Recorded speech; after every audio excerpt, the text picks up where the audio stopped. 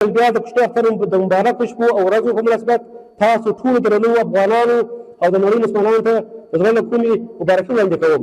که څه هم زابل ولایت مرکز کلات ښار کې د نیکمرغه کوچني اختر لمونځ د امن په فضا کې ترسره سو، خو د پاکستان د وروستي کړي ظلم له وجې فضا خاموشه وه او د خلکو په څیرو کې د خفګان نښې له ورایه ښکارېدلې. د زابل امنیه قومندان د پاکستان د ظالم پوځ وروستي کړي وحشت ته په اشارې سره وویل چې موږ د جنگ طرفدار نه یو، خو که مجبوره کیږو نو بیا د جابر دښمن د خپلې بربادۍ شیبې شماري.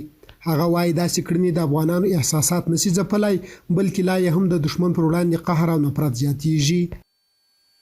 موږ دا نه غواړو چې چا سره ټکر شو، چې موږ افغانان ډېر ستړي شول، وځورېدل،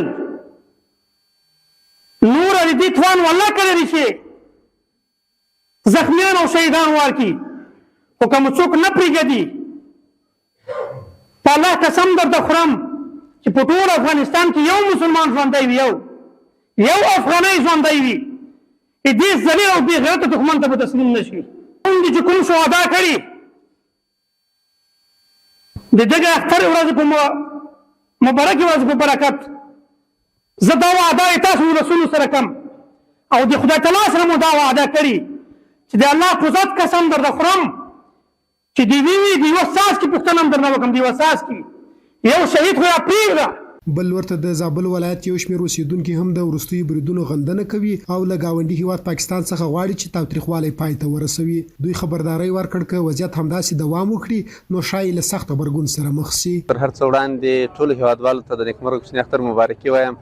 الحمدلله د نیکمرغه کوچني اختر لمونځ په زابل ولایت کې ډېر د امن په فضا کې ترسره سو. که څه هم د اختر نه 2-3 شپې وړاندې بدبختانه چې د پاکستاني رژیم د ړندو بمباریو په پایله کې زموږ سلګونه هیوادوال شهیدان سو او سلګونه نور زخمیان سو او دا د غم ټغر په هیواد کې خپور ده. د هغه دردونه لا زموږ نه دي سره ورغلي. زموږ هیوادوال په دې کې ډېر غمجن دي او د پاکستاني رژیم د دغه کړنو غندنه کوو او د خپل نظام څخه غوښتنه کوو چې د پاکستاني رژیم د دې ړندو بمباریو او د دې تجاوز او د دې وحشیانه عملونو جواب په کلکه باندې ورکړي. الحمدلله ډېره ښه فضا وه او ډېر خوند یې وکړی، ولس ډېر خوشحاله ده. الحمدلله په ډېره ښه فضا کې ترسره سو. الحمدلله هېڅ ستونزه نه وه، د امنیت لخوا ډېر ښه امنیت و. الحمدلله ولس په وروستۍ پیښه د پاکستان ډېر خواشینونکي دي او ډېر دردونکي دي او ولس ډېر ورته دردمن ده، ځکه دا یو غټه غمیزه وه په افغانستان کې. د یادونې وړ ده چې د هیواد په ټولو ولایتونو کې د نیکمرغه کوچني اختر لمونځ بغیر له کومې امنیتي پیښې ترسره سو.